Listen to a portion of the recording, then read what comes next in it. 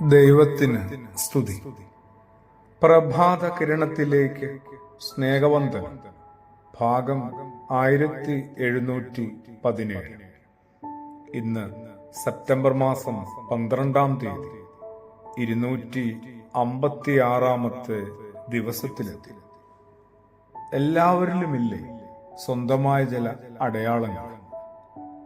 ഉണ്ടെന്നേ, ഓരോരുത്തർക്കും അത്തരം ചില മുദ്ര പതിഞ്ഞിട്ടുണ്ട്. അങ്ങനെയാണ് വിശുദ്ധ വേദഗ്രന്ഥത്തിന്റെ പ്രാരംഭ ഭാഗം വെളിപ്പെടുത്തുന്നത്.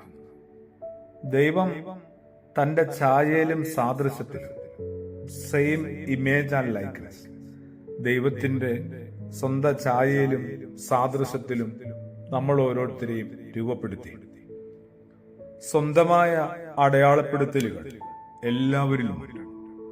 അത് അറിയുന്നില്ല, തിരിച്ചറിയുന്നില്ലെന്നുള്ള അല്ല, അത് അവഗണിച്ച് കളയുന്നു എന്നുള്ളതാണ്.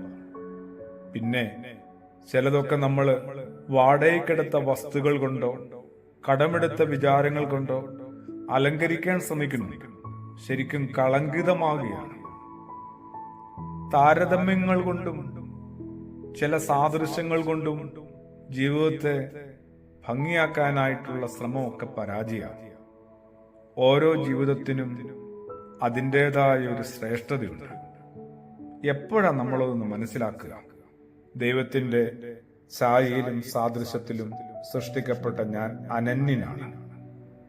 എൻ്റെ ആ ഒരു വേറിട്ട വ്യക്തിത്വത്തെ ഞാൻ എപ്പോഴാണ് ആദരവോടെ പരിഗണിക്കുക? അയാൾ വരാന്തയിലിരുന്ന് ഏതോ പുസ്തകം വായിക്കുകയാണ്. അതിലെ അക്ഷരങ്ങൾ കാണാനായിട്ട് അയാൾ വളരെ ബുദ്ധിമുട്ടുന്നുണ്ട്. പുസ്തകം അടുത്തും അകലത്തും പിടിക്കുന്നുണ്ട്. കണ്ണട ഒന്നുകൂടി എടുത്തും തുടച്ചും അടുപ്പിച്ചും വെക്കുന്നുണ്ട്.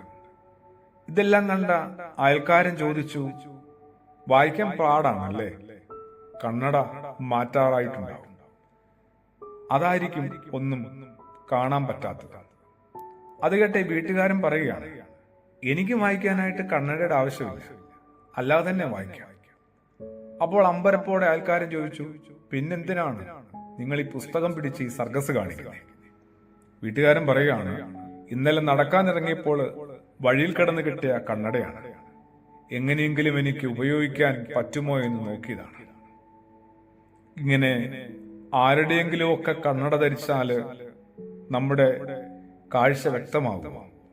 കാഴ്ച വ്യക്തമാകാനായിട്ട്, വ്യത്യസ്തമായ കാഴ്ചകൾ ഉണ്ടാകാനായിട്ട് അവനവന്റെ കാഴ്ചപ്പാടിലാണ് മാറ്റം വരുത്തേണ്ടത്.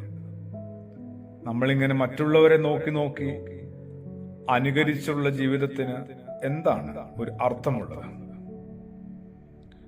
ഒരു സംശയമില്ല, അവരിന് യോജിച്ചത് എല്ലാം എനിക്ക് ഇണങ്ങണമെന്നില്ല കേട്ടോ.